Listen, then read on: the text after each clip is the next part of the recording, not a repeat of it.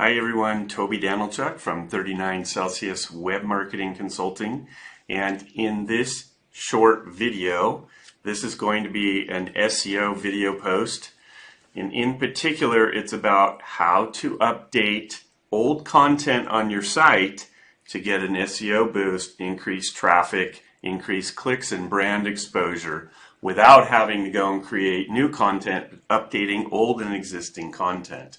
So if you've got content that's been sitting on your site for a while and it needs to be updated, this is the post for you. So keep in mind that at the core of SEO and a good SEO strategy is quality content.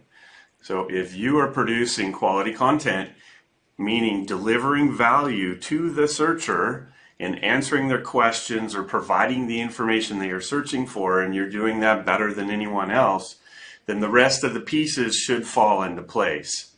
But specifically in this post, I'm going to cover the benefits of updating this content and show you what happens when you update old content. And I'm going to walk you through 7 or more steps about what you should do and how to update this content and how to identify which pages.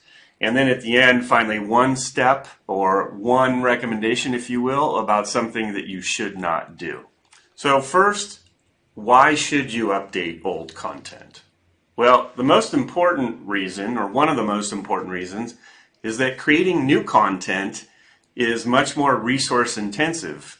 If you have this existing content on your site that's several years old or even a year old perhaps, going back and updating that is much easier, takes less time and money, and likely you're going to get a boost immediately from it versus creating new content, which you should do anyway, but creating new content takes a long time to get SEO traction. And now that this content has been updated, you can repurpose it again through social media, you can send it out in your email newsletters.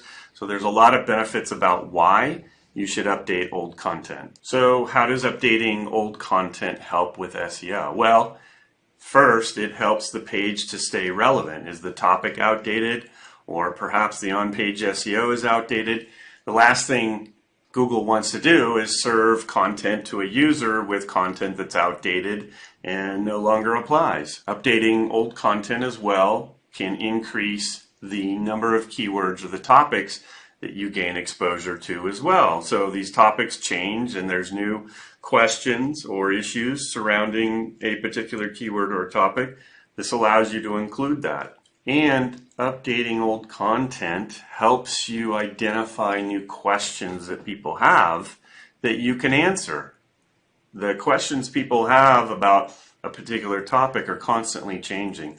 Google gives you hints to what these are, and in addition to that, you have additional opportunities to rank in different parts of the page. So not just having your page show up in the normal organic listings, but now you could show in a featured snippet if you're answering questions, and I'll go into that shortly. But most importantly, updating old content will give you a bump in rankings. It'll get your brand back into the search results where it should be, more brand exposure, more impressions, more clicks. So here are 2 examples of 2 pages that we updated recently that were doing very well back in the day. These pages are probably 5 to 6 years old, and we ended up seeing exponential increases in impressions and clicks after updating this content. So updating the content can happen over and over. As a matter of fact, we've had several posts that have ranked on the first page of Google for over 10 years, and every year or so we update the content. We just keep updating it. So if you go and look at that post, you'll see comments that go back 10 years ago on that post.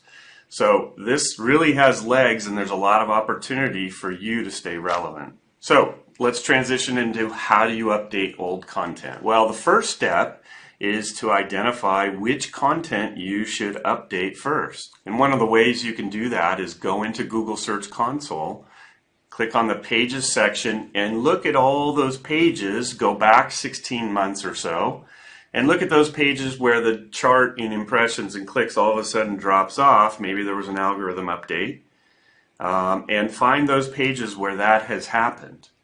From there, you want to prioritize based on what topics were the most economically valuable for you. Which ones can bring the most value? And prioritize going after those pages that are going to bring you the most sales or the most exposure. So that's step one. Identify which pages to go after first and prioritize them based on economic value. Step two is to work on improving the elements that you can that are going to impact your click-through rate from a Google search results page to your website. So one of those areas has to do with the date on your post. Now, not everybody has the date that that post was originally published showing in the search results of Google. Not everybody enables that. If you do, it can be beneficial to have it show, but if you do, and that content is very old, you're going to drop in the rankings because people are not going to want to click on something that's 5 years old or 2 years old or 3 years old if everybody else's content on the first page is new. So you have a couple options. Either hide that or leave it in but update the date that it was published to what the time frame is now after you've made the updates. So next, consider updating the title tags and the meta descriptions as well. Go through and review those. Make sure that they're well written.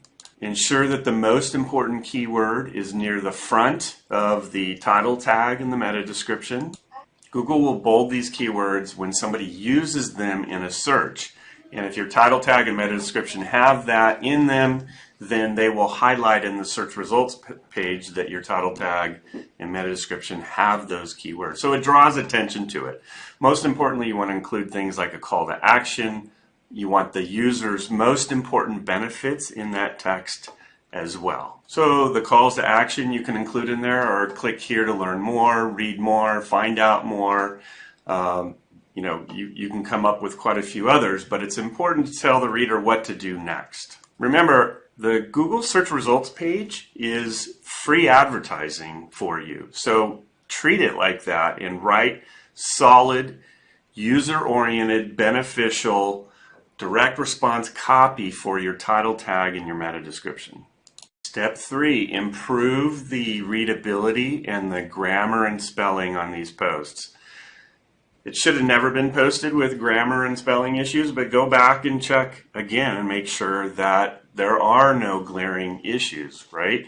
So you can use a tool like Grammarly to go in and check things and help you tighten up the writing.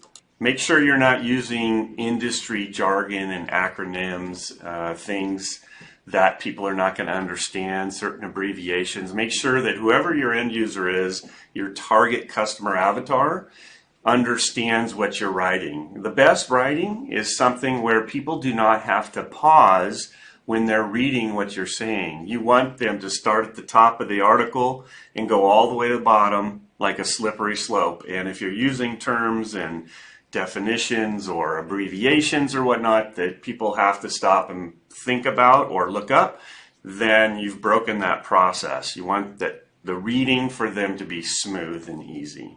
So step 4 has to do with the on-page SEO for that particular content piece.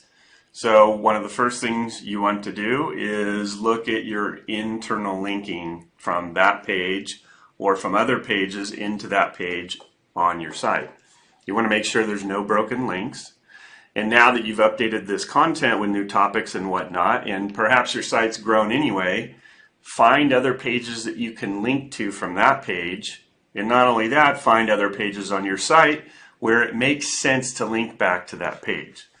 Remember, the decision about where you link to internally on your site or from other pages into that page is based on, is this going to add value to the user? Will they find benefit if I provide a link over here? You don't want to do it to try to game the system or whatnot.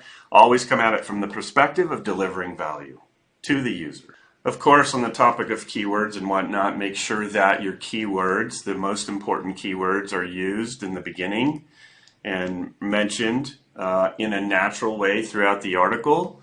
Google's pretty good at figuring out what the topics are, but whatever that primary keyword is or keywords that you've used in the title tag and the meta description need to appear in the first paragraph and then throughout the post, naturally sounding. You never want to artificially stuff those keywords in. Because when a search engine comes to your page, right, all they see is code, and one of the first things they read is the title tag. Well, here's a keyword.